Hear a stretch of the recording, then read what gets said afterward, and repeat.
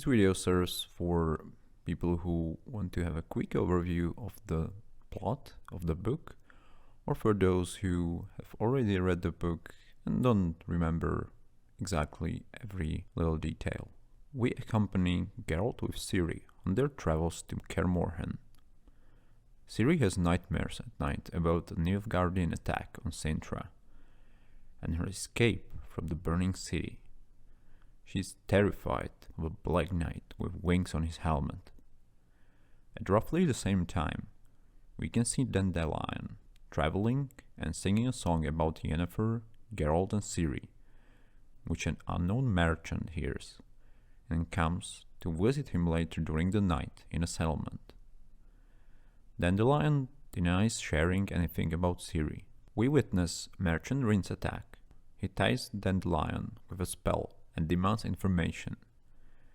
Yennefer appears though and saves him, scarring Rince, who is revealed to be a sorcerer with a more powerful colleague, which helps him to open a portal and escape. At the end of the chapter, Geralt and Ciri arrive at Kaer Morhen. Geralt tells other Witchers that she is their destiny. The whole chapter is set through a couple of weeks in Kaer Morhen, where sorceress Triss Merigold comes on Vesemir's request to help with Ciri. She builds a good relationship with Ciri and helps her with her adolescence, which the Witchers seriously underestimated so far. This chapter continues with Ciri's training on Kaer Morhen, but on a bit lighter note. Triss discovers that Ciri does have trances as a magical source, but she is unable to help with it, and advises Geralt to bring more experienced sorceresses, like Yennefer. Triss tries to emotionally connect with Geralt again, but to no success. He thinks about Yennefer. They later decide to travel south to Elander to board Ciri to temple school in early spring. As a very adventurous chapter, the reader travels with Geralt, Ciri and Triss through southern Cadwen, with direction to Pontar Valley. Triss feels very sick, and Geralt begs his old dwarven friend Yarpen, who is traveling on a mission from King Hanseld with his group, to travel with them so Triss can lay in the wagon. During the chapter, it's made clear that the Cadwen army is hunting non-human commandos, which were formed after the First War with Nilfgaard. During the traveling, the group gets ambushed by a Squatel commando. They win the big fight, with several of Yarpen group's dead. Also, it's later made clear the whole mission was a test of loyalty of the dwarves from the king. We can see the desperation when Yarpen realizes they killed their own kind for nothing. After a time skip, we can see Geralt is working on a commission on the Pontar River, protecting both of the Merchants Guild. In fact, he is hunting for the sorcerer Rince. He wants to get his attention. He reads a series of letters between him and Yennefer.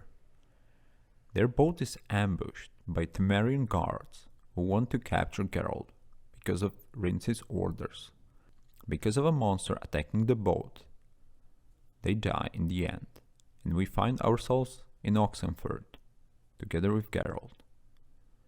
Also in Oxenford, Dandelion is trying to get information for Geralt, but he is followed by Redanian spies on orders of Head of Spies Dijkstra.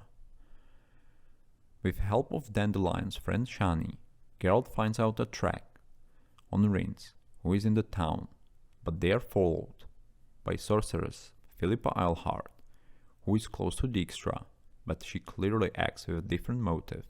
This is the chapter with most of point of view and various locations. On the Council of Kings of 4 northern kingdoms, it is agreed that Princess Cyrilla must die, because she is a potential threat to usurp the throne of Sintra via her future husband.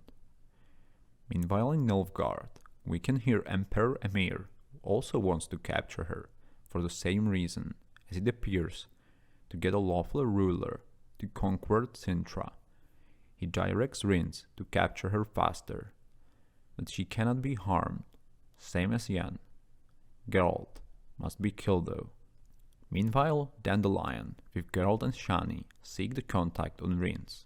In another place, we witness a suspicious meeting of Vilgefortz, leader of Chapter of Wizards. The wizard doubts Geralt's health, and on the same meeting, they agree on calling a convention because the war is looming. Back in Oxenford, we see Geralt ambushed by assassins. He kills them, and then fight with Rince goes on.